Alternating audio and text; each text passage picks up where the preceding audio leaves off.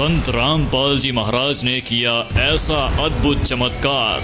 मेरे गले में 2 गिल्टियाँ थी। डॉक्टर बोला कोई गारंटी नहीं है मरने जीने की, जिसे जानकर आप भी हो जाएंगे हैरान। मैंने परमात्मा से रोकर कहा, या परमात्मा आपसे बड़ा कोई डॉक्टर नहीं, अब मैं दवा नहीं खाऊंगी, आप ही ठीक करोगे। या देख लीजिए आपके सामने है, एकदम गिल्टी खत्म। जब देवी देवताओं की पूजा करने से नहीं हुआ कोई लाभ, दुर्गा जी की पूजा, शंकर जी की पूजा, इन्हीं को अपना इष्ट देव मान रखी थी, लेकिन उससे कोई लाभ नहीं हुआ। तब खटखटाया तत्वदर्शी संत रामपाल जी महाराज का द्वार।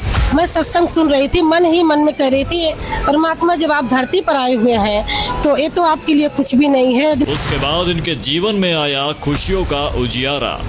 या परमात्मा आप धरती पर आए हो, मैं इतने दिन से कहाँ कोई थी। और मिट गया इनकी आंखों का अंधकार। और जैसे मैंने पुस्तक उठाया, मेरे आंखों से आंसू गिरने लगे। मैंने पूरी अक्षर साफ साफ देख लिया और मैं रोने लगी भगत जी। दोस्तों नमस्कार, स्वागत है आपका हमारे एसए न्यूज में। मैं शिवम और आप देख रहे हैं एसए न्यूज। आज हमारे एसए न्यूज की टीम मौजूद है सतलोक आश्रम शामली वेदखेड़ी उत्तर प्रदेश में। आज हम एक ऐसे मुद्दे को लेकर बात करने वाले हैं जिसके बारे में जानकर आप हैरान हो जाएंगे। यहाँ पर मौजूद हैं हमारे साथ कुछ मातावा बहनें। इन मातावा बहनों के बीच में एक और बूढ़ी माँ, जिनके साथ किया संत रामपाल जी महाराज ने ऐसा अद्भुत चमत्कार, जिसे आप उनकी जुबानी से सुनेंगे तो दांतों तले उंगली दबा जाएंगे। चलिए इस रहस्य पर बात कर लेते हैं। हमारे साथ जो एक बूढ़ी माँ जुड़ी हुई है, वो अपने दर्द को और उनके गुरुदेव संत रामपाल जी महाराज जी से जो उन्हें लाभ प्राप्त हुआ उसके विषय में बात कर लेते हैं। माता जी राम राम। सत्सय भगत जी। क्या नाम है आपका? जी केवला दासी। माता जी एक बात बताइए, आप यहाँ पर सतलोक आश्रम शामली में आई, संत रामपाल जी के आश्रम में, आपको यहाँ आकर कैसा लगा? बहुत अच्छा लगा भगत जी। आप संत रामपाल जी महाराज जी की भक्ति करने से पहले क्या साधना करती थी? यही सब देवी देवताओं की भक्ति करती थी भगत जी। दुर्गा जी की पूजा, शंकर जी की पूजा, इन्हीं को अपना इष्ट देव मान रखी थी, लेकिन उससे कोई लाभ नहीं हुआ। मतलब आप इतनी देवी देवताओं की भक्ति करती थी लेकिन उससे आपको कोई लाभ नहीं हुआ। तो एक बात बताइए, ब्रह्मा विष्णु महेश तो आदि सनातन धर्म के देवी देवता हैं, जिनके आगे पूरा विश्व, संत महात्मा भी अपना सर झुकाते हैं, लेकिन आप इतने पवित्र देवताओं को छोड़कर संत रामपाल जी महाराज की शरण में क्यों आई? जी इसका भी प्रमाण मेरे पास है कि मैं अपने बहन के घर दिल्ली आई थी। मेरे बहन का लड़का ने बोला कि मौसी जो तुम पूजा कर रही हो इससे कुछ लाभ होने वाला नहीं है, तुम गुरु परमात्मा स्वयं धरती पर आए हुए हैं संत रामपाल जी महाराज के रूप में, और उनके बारे में सब प्रमाण है, आप स्वयं देख लो। तो उस समय मेरे आंखों से छोटे छोटे अक्षर दिखाई नहीं देते थे भगत जी। मैंने परमात्मा का परीक्षा लिया, मैं बोली मुझे पुस्तक दिया, मैं बोली बेटा मुझे दिखाई नहीं देता, मैं कैसे पढ़ूंगी? बोला मौसी ये तो बहुत छोटी सी बात है, आप एक बार परमात्मा से बोल कर तो देखो। मैं सत्संग सुन रही थी, मन ही मन में कह रही थी, परमात्मा जब आप धरती पर आए हुए हैं तो ये तो आपके लिए कुछ भी नहीं है। यदि मैं पढ़ने लगूं तो पूरी पुस्तक पढूं, फिर आपके बारे में पूरी जानकारी हो। इसके बाद सत्संग खत्म हुआ, मैं मन ही मन सोच रही थी, मैं सोची जरा पुस्तक उठा के देखो इसमें है क्या लिखा। और जैसे मैंने पुस्तक उठाया, मेरे आंखों से आंसू गिरने लगे। मैंने पूरी अक्षर साफ साफ देख लिया और मैं रोने लगी भगत जी। मैं बोली कि या परमात्मा आप धरती पर आए हो, मैं इतने दिन से कहाँ कोई थी। मैं अपनी बहन से बोली, बहन मैं ज्ञान नहीं समझूंगी, पहले मुझे भक्ति दिला दो। मेरी बहन बोली कि नहीं दीदी पहले आप समझ लो, परमात्मा तो है ही, पहले आप समझ लो। बोली नहीं मैं समझ चुकी, अब मुझे पहले भक्ति दिला दो। सुबह मेरी बहन उठी और मुझे ऑटो से लेकर लाल बाग जाकर के मुझे नाम दीक्षा दिलवाई, और नाम दीक्षा लेने के बाद मुझे नियम मर्यादा सब मिल गया। मैं जा करके घर पर भक्ति करने लगी। मेरे भगत जी बहुत दारू शराब पीते थे, मांस मदिरा का सेवन करते थे। जी एक बात बताइए, यहाँ पर मैं आपको रोकना चाहूंगा कि संत रामपाल जी महाराज जी की शरण में आने के बाद आपको क्या क्या लाभ प्राप्त हुए? बहुत लाभ मिले भगत जी, लेकिन मैं शॉर्टकट में मेन लाभ बताना चाहती हूँ, जो सबसे बड़ा लाभ मुझे हुआ है। मैं जब गई घर पर भक्ति करने लगी, दृढ़ परमात्मा की ध्यान से जब भक्ति करने लगी, मेरे भगत जी बहुत विरोध करने लगे। नात रिश्तेदार भी आते थे तो मैं मांस मदिरा बनाने से मना करती थी। वो सरकारी स्कूल में नौकरी करते हैं, उनकी 50,000 पेमेंट है। उन्होंने पेमेंट देना बंद कर दिया। बोला कि देखता हूँ तेरा घमंड चलता है कि मेरा, मैं एक पैसे नहीं दूंगा। फिर भी मुझे परमात्मा पर भरोसा था। मैं बोली कोई बात नहीं, परमात्मा मेरे पिता हैं, वो मुझे भूखा नहीं रखेंगे।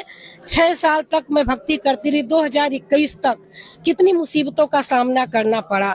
इसके बाद अचानक मेरे भगत जी की एक दिन एक मैयत जला कर आए और पेट में बहुत दर्द उठा, इतना असहाय दर्द उठा कि उसके बाद पूरे परिवार उनको लेकर बैठे हुए थे। वो इतना दवाई खाने के बाद भी उसे आराम नहीं हो रहा था।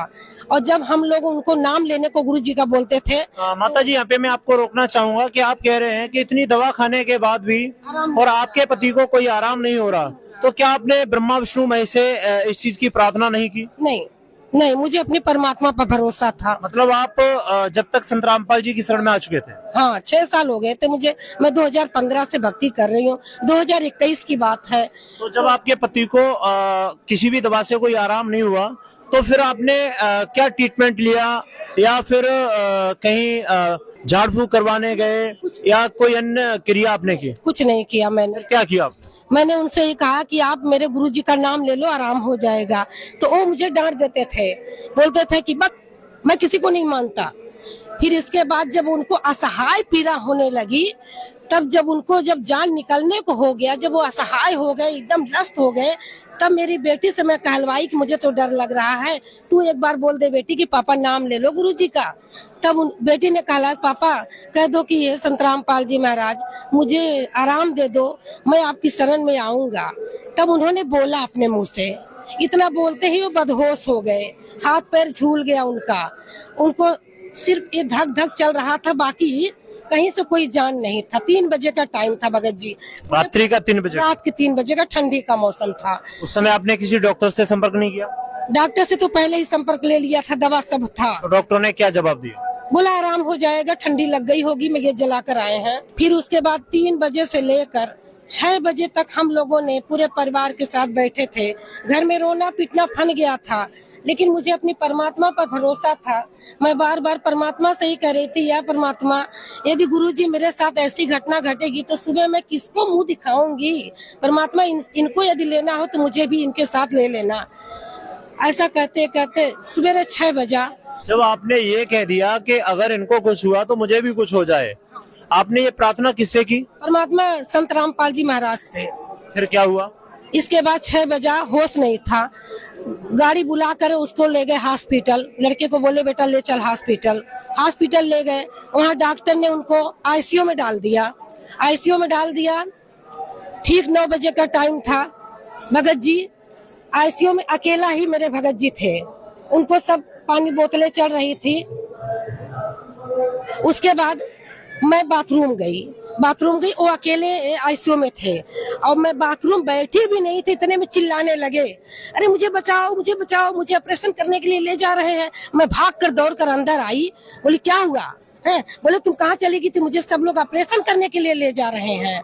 फिर इसके बाद मैं पूछने लगी अगल बगल की, भैया कोई अंदर गया था? सब लोग बोले नहीं, वो तुम्हारा मरीज अचानक चिल्ला रहा है। उनको होश आ गया, उठकर बैठ गए, सब नोचने लगे पाइप। मैं अपने कंडक्टर भगत जी को, राम जी भगत जी को बुलाई, बोली भगत जी ऐसी ऐसी घटना रात से मेरे घर हो गई है, लगता है काल इन्हें यहाँ तक अस्पताल तक घेर लिया है।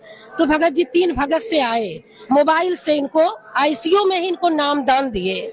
मतलब आपके भगत जी की मृत्यु भी हो चुकी थी? मृत्यु हो चुकी थी। फिर उनको जीवित किसने किया? जब उनको होश आया तो सब बताने लगे, बोले मुझे हुआ क्या है।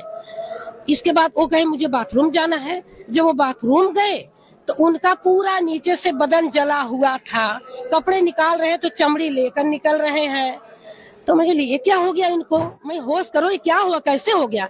तब बताने लगे कि मुझे तो ऐसे लोक में मैं चला गया था जहां मुझे लोग पकड़ पकड़ कर जला रहे थे, तो मैंने सभी देवी देवताओं का नाम लिया, लेकिन किसी ने मुझे नहीं बचाया। वो मेरे गुरुजी का अच्छी तरह से नाम भी नहीं जानते थे। और मेरे बेटे का नाम बिक्की है। बोले कि मैं जब बोला बिक्की के मम्मी के गुरुजी मुझे बचा लो, मैं आपकी भक्ति करूंगा, तब आपके गुरुजी आ गए और उन्होंने मुझे छोड़ दिया। तब उसके बाद भगत जी बदन तो पूरा जल ही चुका था, इसके बाद वो डॉक्टर जवाब दे दिया, हम लोग BHU तक ले गए। बहुत परेशानियां उनको निकली। मतलब उनको किसी आग ने जलाया या आध्यात्मिक शक्ति ने जलाया? आध्यात्मिक शक्ति ने जलाया। ये तो आपके संत रामपाल जी महाराज ने उनको बचाया जी। क्या उस समय आप संत रामपाल जी की शरण में थे? जी हाँ, 6 साल पहले से थी मैं। माता जी, एक बात बताइए, जो दर्शक आज आपको देख रहे हैं, आप उन्हें क्या संदेश देना चाहते हैं? यही संदेश देना चाहती हूँ भगत जी। क्या संदेश? लोगों से प्रार्थना करूंगी कि भाई जान जाओ, परमात्मा स्वयं धरती पर आए हुए हैं। जिस तरह मैंने परमात्मा को अपनी आंखों से देख लिया, मेरे साथ इतना बड़ा चमत्कार हुआ। यदि आज मेरे भगत जी जिंदा न होते तो शायद मैं और मेरा बेटा जेल में होते, क्योंकि रिश्तेदार और गांव वाले यही कह रहे थे, कौन देखा है कि किसने जलाया? यही माँ बेटे जला दिए होंगे, क्योंकि ये पैसा देते नहीं थे, समाज मदिरा में उड़ाते थे। जिन लोगों को इस प्रकार का कोई कष्ट है, कोई बीमारी है, किसी भी प्रकार का कोई रोग है, क्या वो भी संत रामपाल जी की शरण में आए, क्या उसको भी राहत मिलेगी? जी हाँ, ठीक कर देंगे। मुझे पहला चमत्कार तो ये हुआ है, मेरे गले में 2 गिल्टियां थी और मैं तब भगत जी उस समय 2015 में भक्ति लेकर आई थी और मेरे भगत जी से दवा मेरी चल रही थी। डॉक्टर बोला कि या तो आजीवन दवा करना पड़ेगा और नहीं तो ऑपरेशन करवा के निकलवा दो, कोई गारंटी नहीं है मरने जीने की।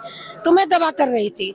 3 महीने दवा करने के बाद मेरे भगत जी ने कहा, तुम तो कहती हो मेरे गुरुजी भगवान हैं, फिर दवा के लिए पैसा मैं क्यों दूं, मांग लो अपने गुरुजी से।